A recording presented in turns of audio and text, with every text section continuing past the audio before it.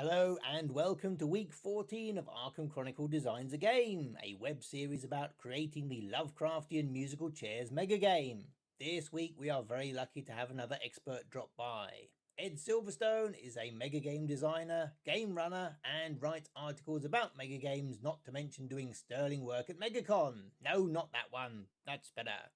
You can find him heading up Reading Megagames and assisting other organisations. He has prepared a little presentation for you all, sharing his Megagame experience entitled Not Just a Big Board Game, which probably doesn't bode well for our game design. Most megagamers are keen board gamers as well, so when we come to design a megagame, it's natural to lean on that experience. After all, board games tend to be much more polished. They usually go through hundreds of hours of playtesting and often have entire teams of people working on them. They're a treasure trove of interesting mechanics and engaging puzzles. And as we all know, good game designers borrow and great ones steal, right? This is usually a trap. The best outcome you can hope for when you're transplanting a board game mechanic wholesale into your megagame is that it provides an interesting diversion, something that maybe absorbs a few players, siloing off from the main game but still giving them a good day with interesting puzzles to solve. Far more likely, the players tasked with operating the mechanic will end up feeling frustrated that they're not able to engage in the narrative elements of your game. That's not to say that board game mechanics can't occasionally be a good fit for a megagame, but to successfully borrow one, you have to understand that megagames are quite different beasts. A board game is generally designed to be played over and over. That means it's okay for players to come away from their first game having barely scratched the surface of the mechanical and tactical depth the game has to offer. In fact, it's kind of desirable. At a megagame, however, players will almost always be playing that game for the first time, and they're unlikely to play it again. It's okay for the first turn of the game to be a learning turn. In fact, ideally you should structure mechanics and narratives so mistakes on the first turn aren't too costly. But after that, 90% of players should have fully grasped the mechanics and their implications. Ironically, this sometimes means having more options available than a board game. Board game design tends to be about having as few rules as possible, and finding perfect, elegant rules that lead to a deep and interesting possibility place. An extreme example might be Go, a game that notoriously only has 6 rules but takes years to master. By reducing the number of options right down, in the case of Go, down to a single type of move, the tactical nuance of the game greatly increases, but accessibility decreases.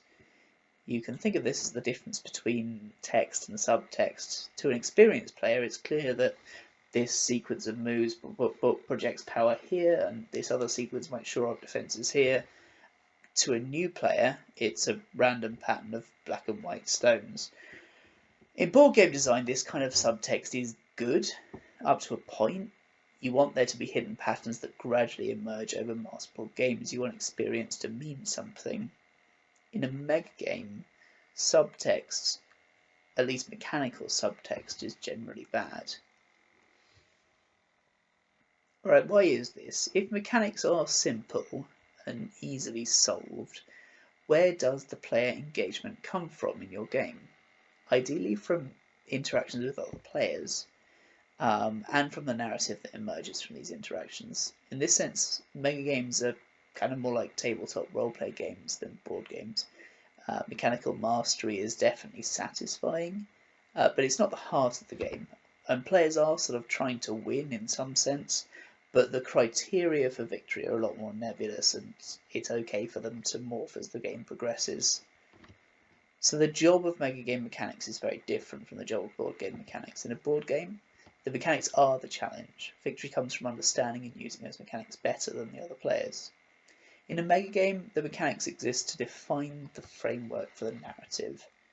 Victory comes from engaging with other players and building support or talking down opposition for your goals. The mechanics exist to give context and weight to the negotiations and agreements you make. For example, let's say we're designing a megagame about supervillains. Now, since it's a megagame, negotiations and interactions between the players are the heart of the game. In this case, the key negotiations will probably be around who gets access to what resources, who has to team up to take out those pesky superheroes, and who gets to rule what bits of the world once everyone's evil schemes are inevitably successful.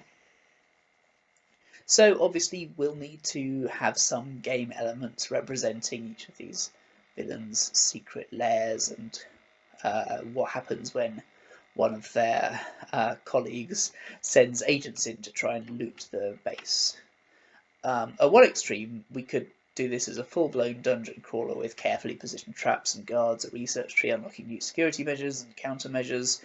The other extreme, we could resolve it by having the defender simply describe how they set their base up, the invader describe how they approach the incursion, and the umpire being present and making a judgment. Both those sound like they could be a lot of fun, but neither is going to work well within the context of a megagame. The dungeon crawler would take quite a while to resolve, balancing it across 30 plus players would be near impossible, and critically the players who understand how it worked first and most thoroughly would end up with an unassailable advantage by turn 3 or 4. Conversely, a sort of purely description-based talky approach puts players at the whim of how well their ideas have been understood by the umpire, and makes it hard to quantify any progress they make. So, what would be a good way to implement this sort of action? Well, remember that we want players to be interacting and negotiating as much as possible, so having one player just set up a static defense and another try and break into it is not actually that good. Instead, we could consider something like having an intel token or an intel card. An enemy has to collect a certain amount of intel on you specifically before they can attempt to break in, and maybe the more they have, the more likely they are to be successful. This would immediately open up all sorts of intriguing opportunities. Once I have intel on another player, do I just break into their base? Do I try to sell it to the highest bidder? Do I try and shake them down for protection money? If several of us each have a bit of intel on that one other player, can we reach a deal to combine our intel together and do one big raid? And if we do, who gets the goods? It also naturally links back into other areas of the game. Maybe certain villainous actions force you to drop intel in certain places. Maybe collaborating with another player has the downside that it automatically gives them intel on you, and so forth. The resolution of the break-in can then be super simple. Maybe the invading player decides how much intel they're spending, maybe adds a bonus for the gear their strike team is using, subtracts a penalty for the level of the base defences, and gets to steal items from your base, or sabotage a number of projects equal to the resulting number, or one of any number of other actions, depending on what concepts exist in the game for us to hook into. There's no need for mechanical complexity here, because we've created the complexity in the area we really want it, which is the interactions between the players. If anything, by keeping to a single resource, intel, and a simple resolution mechanic, we should enable rich negotiations between players, because the value of that resource is relatively easy to grok. Of course, that might not be the best mechanic for the particular game we're designing. Maybe it doesn't even need a base invasion mechanic. Maybe we want the players to focus on tracking their reputation with different law enforcement organisations, on hiring the best scientists and engineers, or on fighting the insidious influence of the mole men. The areas we choose to give mechanical depth to will tell the players where to focus their attention, at least up to a point. If we do try to build a pirate game without buried treasure, or a trading game without a way to buy shares in each other's companies, realistically we'll just end up having to make a series of hurried rulings on the day as to how those actions work. This is where playtesting is our friend, getting a group of experienced megagamers to try out our game, seeing what off-book actions they keep asking to take, will quickly tell us what mechanics we should have built, and conversely, if there's an action none of them want to take, we should consider either finding ways to make it more relevant, or possibly just removing it. So, there we go. Designing good megagame mechanics isn't a solved problem by any means, but we have a very decent shot at it if we remember that, firstly, our primary design goal is to get players interacting with each other, so our mechanics should serve that wherever possible. Secondly, the mechanics that do exist should align with players' goals, both short-term and long-term, and give substance to their attempts to pursue those goals. And thirdly, mechanical complexity generally detracts from the metagame experience. Our mechanics should give the players certainty about what a good outcome and a good board state are. Any uncertainty they're feeling shouldn't be about what's mechanically optimal. It should be about the other players' promises and their motives and their plans. With those rules in mind, go forth and steal, by all means. Mind the rich vein of pre-existing mechanics, but know how the mechanics you're stealing serve the design of your game, and don't let your game end up twisted to serve or incorporate a neat little mechanic that you'd really like to see work. Your game design will certainly be the richer for it.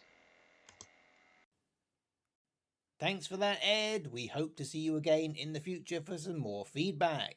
If you think you know something about Megagames, Arkham Horror, or game design and would like to appear in this series, then do get in touch with the Arkham Chronicle.